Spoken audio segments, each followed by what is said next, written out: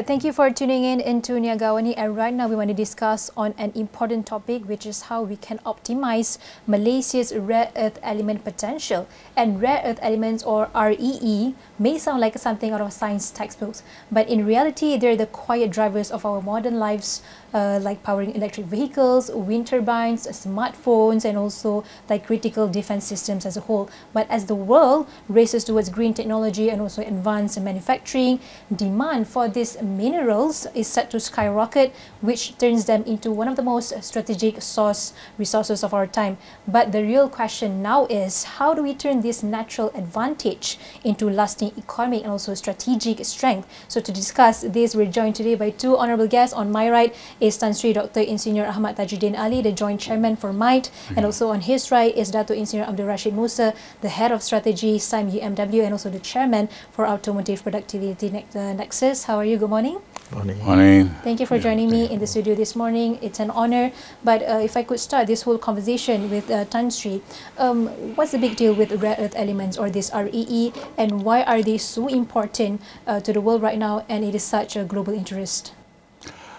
Well, first, thank you to Astro for inviting us to discuss this topic of rare earth elements and where and how we as a nation can play in this industry.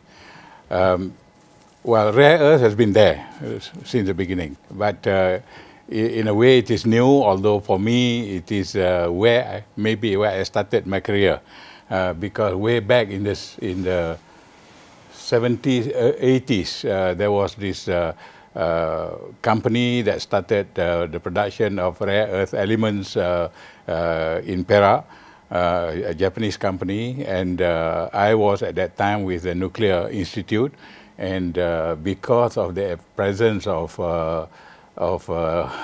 radioactive elements in the process, as it were, although they are natural, but it is there. We were called upon to help, particularly on public concerns about radioactivity and so on. So, been 30 plus years for me in this. Then, of course, the investment in Pahang, in Gebeng, by Lynas, which also became a public issue. So, has been this problem, as it were, as when it comes to rare earth in this country.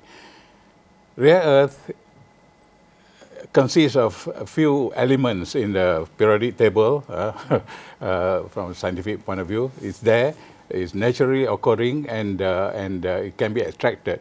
And in this country, we have been estimated quite a substantial reserve of rare earth. So that is the potential. But up to now, we have only extracted the one from the Ten Tailings, from the Amangs, and so on. But that also has stopped. But the one that we are processing in Gebeng now, not we are processing, but a company, an Australian company that is set up there that is processing, is the only industry that we have in this country, as it were, into rare earth. So rare earth, in this industry, there are three stages. There is upstream, downstream, midstream, and downstream. Upstream is about the mining, and that's where we want to talk about today.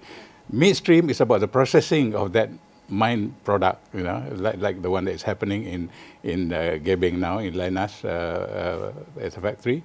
And downstream is what products do we make from using this rare earth. That does not exist yet in Malaysia. It's that rare earth that we produce from Gebeng is sent overseas to make those downstream products, as you mentioned earlier, for use in EVs and all the various applications where rare earth elements. So it's very important, it's strategic for the country. At the moment, we are one of the two players in the world in this area. We'll come to that later. Like you mentioned, RE has been there for decades, but right now the demand is just, off the ceiling. And Malaysia is sitting on 1 trillion ringgit worth of RE, and honestly, that's huge. So with potential to build entire industries, magnets, motors, and green tech manufacturing, for example, how do we make sure it actually benefits the country long term and not just a short-term resource boom? Dato'. Okay, thank you again. For inviting me. I would like to share some applications mentioned by Tan Sri just now. It's huge, especially the new so-called economy, in green economy. Because the finished product, the downstream, not many people are aware that even in a car today, the kilos of actually rare earth that makes the finished product, like sensors, EV motors and so on. And the potential is huge. And it can create, as Tan Sri said, a new economy for the country that have a very high multiplier effect. And then these downstream activities, the multiplier is very high. That can create, as I said, the three things, three E's I call it. The first is about employment, the high level, high skill employment for the country, it's a new economy. Second is about the ecosystem, whereby the multiplier for tier 2, tier 3, and even downstream activities. And the third is actually the potential for export. Okay. The reserve is huge, as I mentioned, more than 1 trillion, but that is at raw material level. If we go higher to downstream, the multiplier will be higher, and it can reach up to 100 trillion of value. Yeah. So this actually can be, Malaysia had this opportunity to become a key player, taking advantage from the current geopolitical issue. Yeah. We can be the third force in the world, actually, if you want to focus on developing this industry. And we need a whole of nation approach to do this. And nevertheless, it comes with challenges, a cooperation between state and federal government. Second, we need to prepare the new talents. And third, we need to develop an appropriate infrastructure. And last but not least, we need to establish a new act and policy so that it can support the industry to grow. Yeah. That's a whole new big opportunities for Malaysia right Definitely. there. So, but for Tan Sri, maybe you can share or enlighten us on why the need for technology sovereignty in REE, rare earth elements. And we see that China right now controls most of the global REE supply, which is about 80%. And why is it so important for Malaysia to actually build our own tech and also capabilities in this space, especially for economic or also strategic industries? Well, the potential, as I mentioned earlier, the potential is there because we have this resource. We are among the few countries in the world that we know that we are one of the top as far as rare earth elements present in the ground. Yeah. So the first challenge is to take it out of the ground. As Dr. Rashid mentioned, when it comes to mining, it is a state matter. And so there needs to be a national resolve, a one Malaysia kind of approach that will enable us to extract what is in the ground. So downstream, mining of the rare earth. And we must be able to do it in a way that is safe, that is environmentally sound, that it will not destroy the environment and so on. Those are challenges. We know what happened in the case of the tin in the old days where, the scars of the mining is left until today. We do not want that to happen when we extract these rare earth elements from the ground. So the mining is one thing. The second part is to have that technological and economic viability of actually processing that mineral in this country. At the moment, we have one plant, foreign-owned, as I said, belonging to it's an Australian company that is there in near Kuantan, and it is processing. There is some issues related to public acceptance and so on. But to me, it is something that is, as mentioned, we are the other producer for the world. 80+% is from China. And the major one, the other 10% also is from Malaysia, from this company. And we are supplying to the world. But that we is Australia actually, Australian product, but produced here in Malaysia. So there is geopolitical play there, as we all know. The third part is to attract investment, whether it's domestic or foreign investment into the country, to use the rare earth elements that is produced from the processing plant, hopefully more than Lenas in Malaysia in the future, to produce products here in this country, rather than at the moment is exported. To mainly the production from Kuantan at the moment is going to Japan, mainly going to Japan. Whether you can bring industries to do the manufacturing here, whether it is making magnets and so on, because by and large, even today, we are not, even the rail manufacturing has been done by foreign companies, although in Malaysia. There are some Malaysian companies, but in this area at the moment it's all foreign, whether it is super magnets or things, final product that goes into, these medical devices that we have in hospitals and so on, is produced by companies from other countries we buy.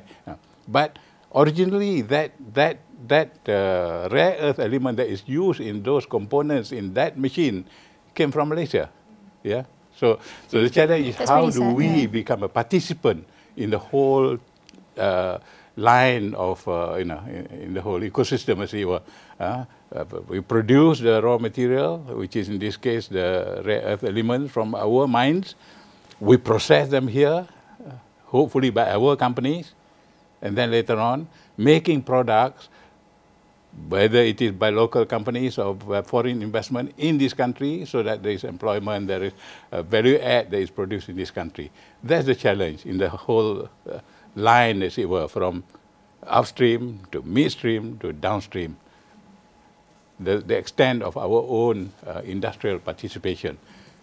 That's interesting. Although it's very important, we see all those list of challenges that you mentioned earlier when it comes to mining challenge, processing of the minerals, and also when it comes to attract investors. These are all, holding us back from actually driving towards the whole REE minerals as a whole. But my question towards Dato', in identifying this REE as a moonshot industry, do you actually have enough players across the ecosystem or the value chain from mining to manufacturing, or is it still work in progress?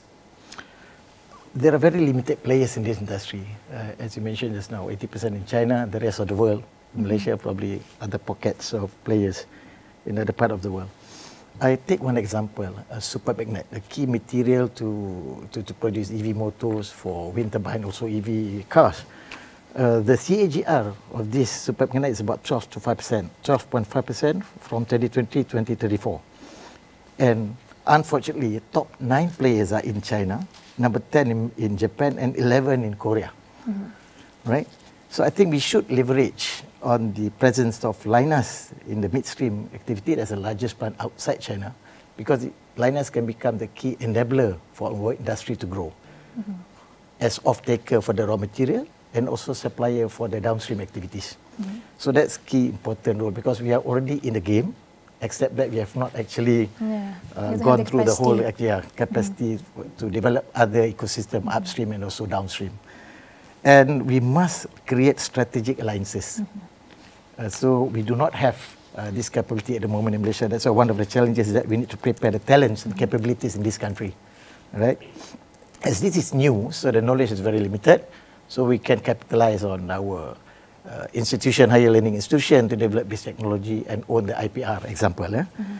And this can happen, can be propagated by G2G collaboration example. That's how we started our industrialization in 1980s era.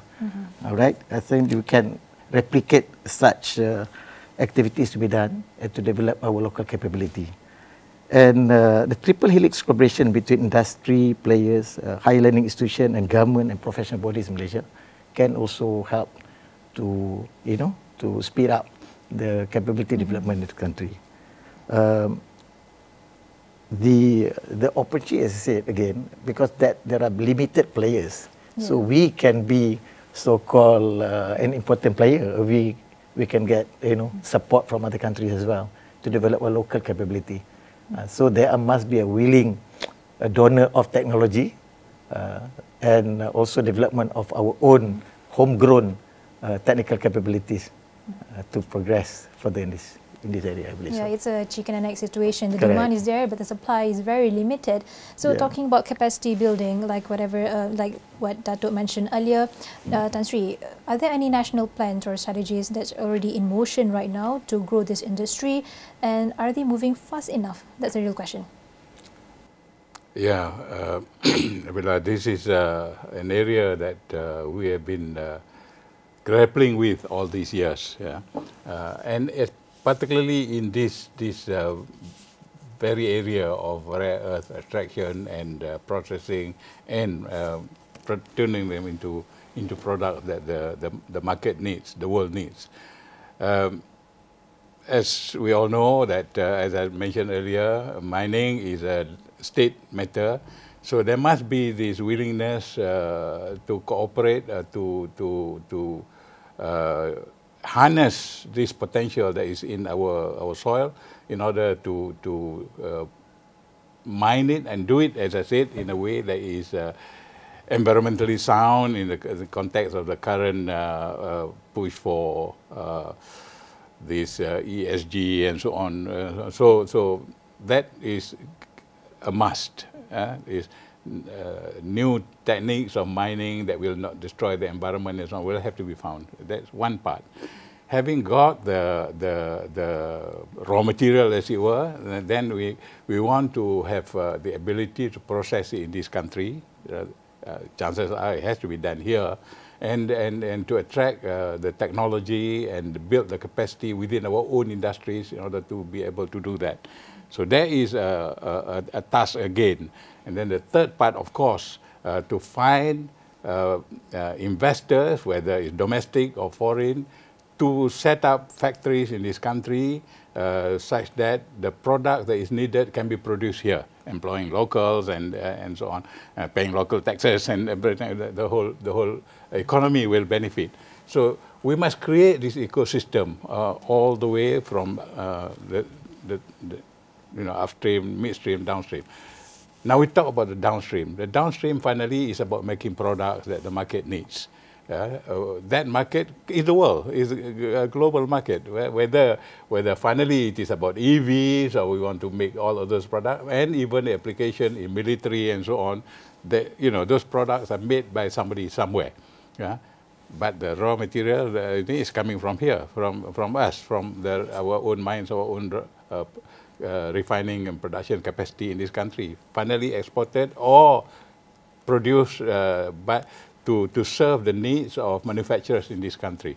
So creating this whole ecosystem is what is needed over the next few years. So the government has, in a way, as an enabler, because finally the investment is mainly done by private sector, and it could be multinational, or it could be GLCs in this country, directed by government, for example, like what happened in the case of Petronas in those years. But in this case, there has to be economic incentive for those people to want to do it in this country. So yes, we have had many blueprints on rare earths, on advanced materials, our own recently announced industrial master plan. All are there, in terms of plan. But it is not done. The actual investment finally is done by private sector. So government can only provide the correct ecosystem for things to happen. Maybe providing tax incentives and other things in order to make things happen, because we want to grow those industries in this country. So plans are there, and I just hope that in the case of RE, maybe the government can identify a suitable agency in order to be the one that will help promote this and really make it into industry that that we as a nation will benefit from the thing that is in the earth, in our ground, and maybe become a geopolitical player at the same time. Okay, from Tan Sri's answers, I would like forward the question to Dato'. Multiple plans exist, but no central body that actually can drive it all at the same time. So without the coordination, we risk of moving too slowly, honestly. Right. So a central body could drive the agenda, like for example, like Dato' said, Petronas did for oil and gas previously. So do you think Malaysia needs a single agency for an aggregator of these efforts to actually really push the holistic execution of REE industry? I think my answer is yes. I think learning from our industrialization era in 1980s, the formation of Petronas, as you mentioned, HiCom, Proton, Perdua, so it must be supported by seamless regulatory framework and a structured operational business model. Right? Because at the end of the day, what we need to achieve is that we need to create licenses so that we can achieve, develop local capability through technology transfer and achieve cost competitiveness and business sustainability. So similar to what we have done for automotive industry, as an example, the Look East policy, right? We need to have this, and we can replicate and use this experience. We need to propagate the new industry in Malaysia. because this is a good opportunity. So probably, as suggested by Tan Sri, a GLC or GLAC as a local champion. But we need to facilitate the whole of nation approach. Like what we did for Petronas. We have Acta 144 1974. But as Tan Sri mentioned, it's easier because it's not on the land. But here for this industry, especially for upstream, that we need to work very closely with the state, so that we can actually harness the potential. If not, it will just become potential, but we will not be able to realize the potential, because this potential can only benefit people if it's being realized by the nation. So we now, I think now is time for us to discuss and actually execute and realize the potential to benefit the Malaysian society as a whole. Yeah, I like the trajectory. I'm seeing the positive trajectory of this REE industry as a whole, actually. But there is still some public concern around it when it comes to rare earth elements, especially when it comes to the environment, all the mining challenges. So what can be done to actually shift that negative perception, also build public trust? Maybe we could start with Tan Sri and then Dato'. Well, Nabila, this is something that all my life I've been dealing with it. As I mentioned, when I started my career way back in the late 70s, when I starting up our Nuclear Research Institute, Puspati in those days it's called, we have to deal with public acceptance of nuclear technology. Then, of course, this investment by Asian Rare Earth in Papan in Perak became an issue, and really again is about public sentiments again. In this case, the fear of radiation, you know. But in the case of that particular operation, the one in Gebeng that we have today, similar public concern, and sometimes it is politicized a bit in order to get the public worked up. But in reality, we have to go back to science. The fact that of the matter that the nuclear center, the nuclear reactor that is in Puspati, in Bangi today is still there operating. No problem. There has been no problem. There has been nothing to share about leakages of radiation and so forth, none. And similarly in Gebeng, yes, there is this what do you call this, residue that is produced from the processing that has higher level of radioactivity, but there is natural radioactivity. The radioactivity is not produced there. It is there in the thing that was brought in, but only now it's concentrated. And well, the government is looking at how best to deal with it in terms of the long-term storage and safe disposal and so on and so forth, yes. The underlying issue when it comes to this, especially in this rare earth, there is this concern. First one is, I mentioned earlier, is about the mining itself. It has got to be done in an environmentally safe and so on and so forth, yes. But there could also be these naturally occurring radioactive elements in the ore that is produced that needs to be handled. And as soon as the word radiation comes in, there is this public perception about you know, unwillingness to accept anything to do with radiation. Now the government is talking about the country going nuclear. To me, this education of the public, such that we all know that it's about managing the cost benefit of this industry. The fact that officially been announced that we are going to, you know, harness nuclear as one of our future energy sources, as many countries are doing it now because of the challenges that we are facing. This issue of public acceptance will be key, because unless the public is ready, governments may fall. Because finally, people go to the ballot box and decide who to rule.